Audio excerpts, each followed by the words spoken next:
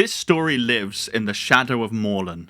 Because look, if you're going to have a big mystical guy knock Spider-Man around all night, putting civilians at risk to draw our hero out, and have him drawn by John Romita Jr., you're almost certainly going to face comparisons to the time that J. Michael Straczynski introduced us to a spider-eating vampire man who followed Spider-Man across New York to eat his essence.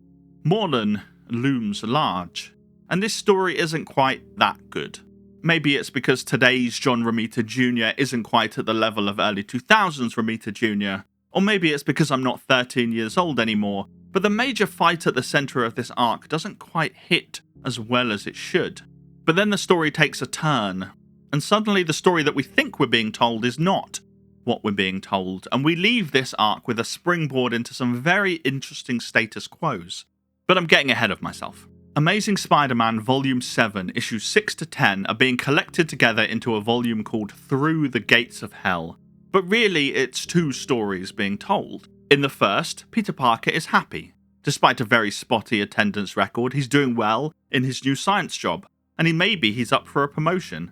He's in a good place with Aunt May, who seems to be starting a new relationship with a man named Ricardo. His relationship with Shay is in a stable and open place, enough that he can also flirt with the Black Cat, and he's on top of all the crime stopping that is part of Spider-Man's life. And then Hellgate drops in, a visitor from elsewhere, and he tears Spider-Man's life apart. The second story, drawn by Michael Dowling, picks up in the aftermath of this attack. It's about loss and who Spider-Man is, and I won't be talking plot because I hope that you can read it for yourself. The first story starts well. I always find joy in check-in issues, where threads are tied up and new stories are teased. Issues that are mostly there to reorient the audience about the current status quo. And issue 6 does a great job of that. And I can say with the benefit of hindsight that every element that it checks in on plays a major role in future stories. I know because I'm in the future, and at the time of writing, one particular element has led to a very intriguing new villain. The writing is fun and snappy. It jumps around in time with ease, and after Zeb Wells mostly wrote cinematically, without internal narration, it makes a welcome return here, and then Hellgate shows up.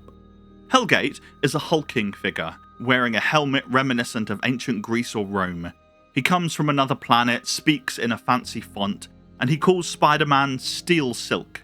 And basically he's Morlun 2.0, in that he pursues Spider-Man across New York relentlessly, and everything that Spider-Man throws at him is basically useless. It's not a bad fight. That it reminds me of Morlun isn't inherently a negative, and Morlun wasn't the first unstoppable force that Spider-Man came up against.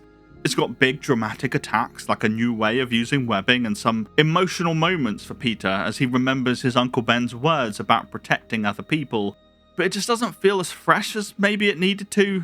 Romita's art is a little stiffer, a little more static, and I don't think it does justice to the scale and the power of Hellgate, who has a very cool design. I don't think it helps that we're never quite clear on Hellgate's motivations. Morlun was a vampire and wanted to kill Spider-Man, wanted to eat him.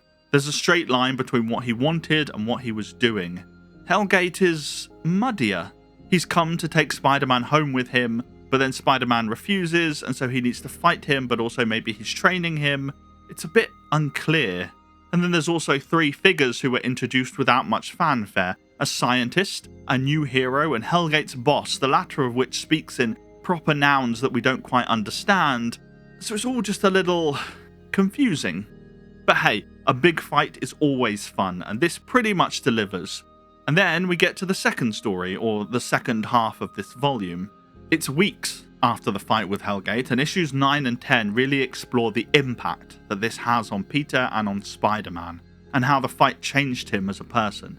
It's almost like a dark mirror version of the first issue from this arc. We're checking in with the same people, but something just doesn't seem right.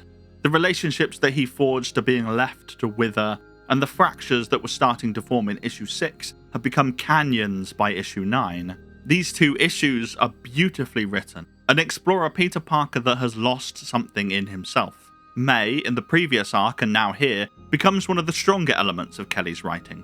She's funny and caring, a mother to Peter, but also hard when she needs to be, and understanding. We've seen these sides of her before, particularly in Straczynski's run, but they're welcome here, and it's a refreshing choice not to have her waiting by the window for her wayward nephew to come home. The rest of the cast also gets some fun beats. The dynamic that Peter has with Tombstone changes. We delve deeper into his work-life balance. He has a pivotal response to a confession from Mary Jane, and Norman being good continues to be an interesting place for him to be. It's all good stuff narratively, but there's something slightly off. There's an itch in the back of your brain as you read it that something's not quite right, that we're not being shown the truth. And maybe you think that you've guessed the solution. It's something that was set up in Wells's run and the clues are all there, and as you read, there's a beautiful realization of exactly what you're reading and what it really is. You'll notice the bracelets around Spider-Man's wrists. You'll notice how people talk to each other, and you'll figure out exactly what's going on, and then you'll discover that you were wrong. I mean, probably. Now, in hindsight, you might have had the twist spoiled for you. Certainly, I thought that I'd figured it out. And as the issues released, I had discussions with others who thought that they'd figured it out too. And then there was a pleasant surprise to learn that Kelly was a couple of steps ahead. He lays out the clues that absolutely make sense, and then he subverts them. It's a fascinating choice and leads to a new status quo, a new dynamic that I think is one of the more interesting things that Kelly could have done with Amazing Spider-Man as it soars towards issue 1000. It's a choice deeply rooted in an examination of Peter Parker and an examination of Spider-Man. But I won't spoil it here. In case you don't know what happens, you won't hear it from me. I want you to enjoy this one for yourselves. Through the Gates of Hell is available as a trade everywhere you can buy a trade, and you can also find the issues Amazing Spider-Man 6 through 10 on Marvel Unlimited.